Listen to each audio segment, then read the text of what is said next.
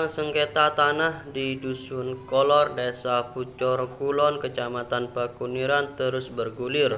Kali ini pihak Pengadilan Negeri Keraksan Kabupaten Probolinggo melaksanakan pemeriksaan setempat atau PS.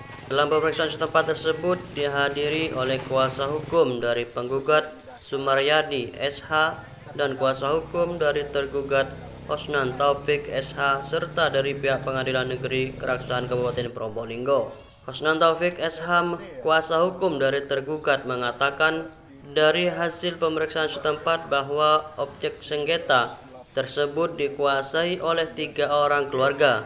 Namun dalam gugatan 2 orang tidak turut tergugat. Menurut Hosnan Taufik, perkara ini sudah ketiga kalinya. Pertama, kasus dari penggugat dicabut, dan kedua tidak dapat diterima.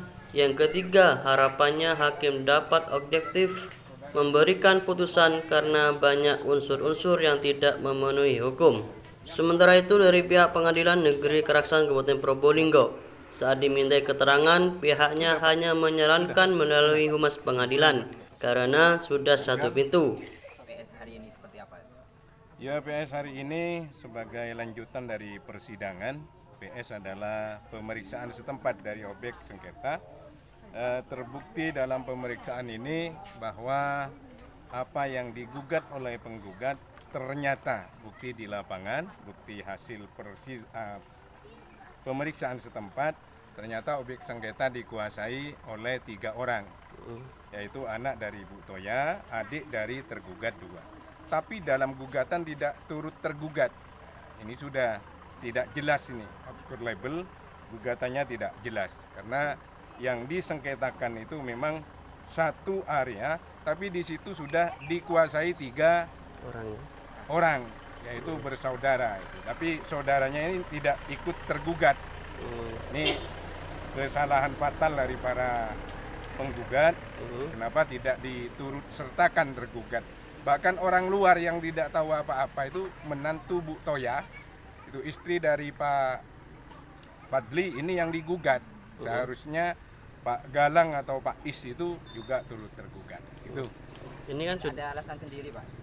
Dia tidak tahu. Kalau alasan sendiri silakan tanya kepada penggugat. Kalau tergugat ya jelas ini sudah obscure label, tidak jelas gugatannya. Karena tanah ini dikuasai oleh 3 orang bersaudara, yaitu anak dari Bu Toya, dan itu diakui oleh penggugat barusan. mungkin terakhir harapannya seperti apa? Ya, harapannya ini kan sudah ketiga kalinya ini gugatannya.